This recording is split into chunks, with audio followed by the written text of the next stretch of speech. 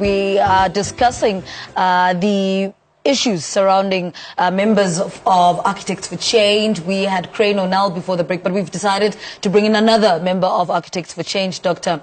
Kuda Mochambare, who's here as well. And now with him is also still the president of the Council for Architectural Profession, Shine Lucan. And before the break, we're talking about the issues that Architects for Change have raised. One of the issues that they are also raising is that the members that are on your staff, for SACAP for instance, some of them are not actual qualified architects.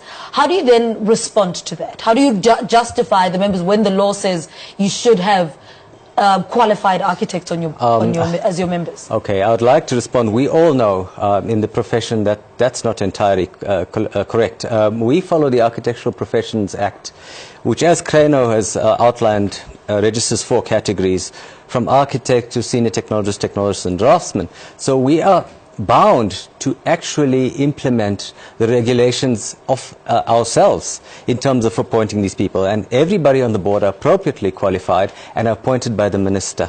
So we follow that. I mean, you need diversity on a board to transform the profession from what used to be a purely architects council to one that is the council for the architectural profession. We need to have a broad representative range of people and persons with different skills and different backgrounds if we really want to drive the transformation agenda. Dr. Kudu, I want to bring in the petition. Tell us a little bit about the petition and who's part of the petition. What then happens now? To start with, I'm a messenger of Change for Architects for Change.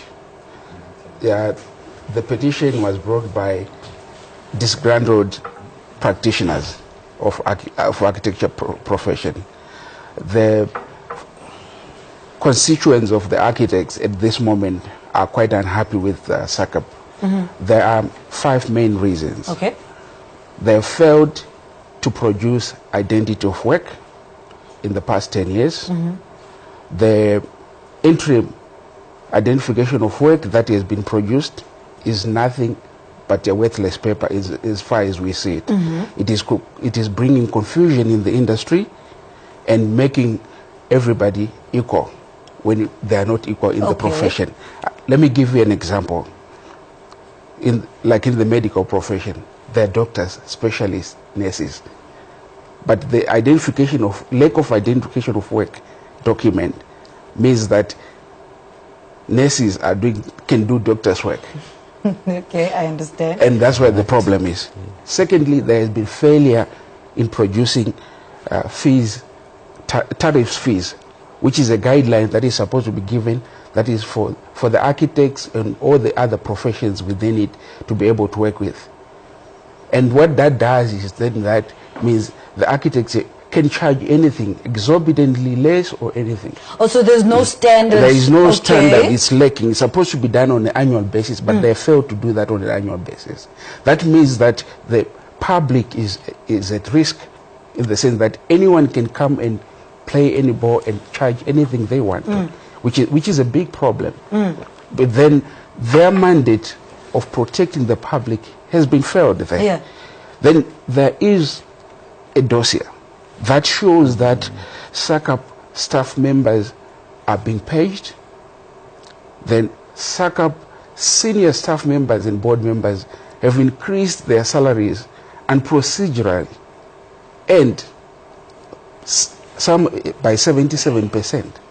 Okay, Dr. Kuba, let me bring Yashai into this conversation. I want you to respond to the first because we've spoken about the members, but the topic, the dossier, that document that ensures that everybody's on the same page. Yes. Okay, the first one, Kuda, I agree with my colleague. We all face the same challenge. But just to contextualize the problem, it's not a unique problem facing the architectural profession. We have 6 built environment councils. We are all subject to what? The Competition Commission. The Competition Commission prevents any reservation of work as it existed in the past or tariffs of fees. However, now, with the IDOW, our Act requires us to produce an IDOW. We have to consider skills of other professionals other than architects as well. I think the The comparison of a nurse to a doctor is incorrect. We're looking at transformation redress. The majority of professionals registered on the SACAP database are from other categories other than architect. Now, the IDOW, as it stands, has been rejected, all 6 built environment councils, by the Competition Commission. So we are looking at different ways. We are collaborating with the voluntary organizations, and we are trying to come up with a more fair a model for the identification of work. On the unfortunately, we've run out of time, but I wish time was on it. But what I'm not trying to is us have this conversation and pick it up, as time goes on, because I know the petition is being signed, is being launched next week sometime. So I think let's do that. Let's pick up this conversation next week and again, so that we have a solution by the end of this, because I don't think there is a solution now.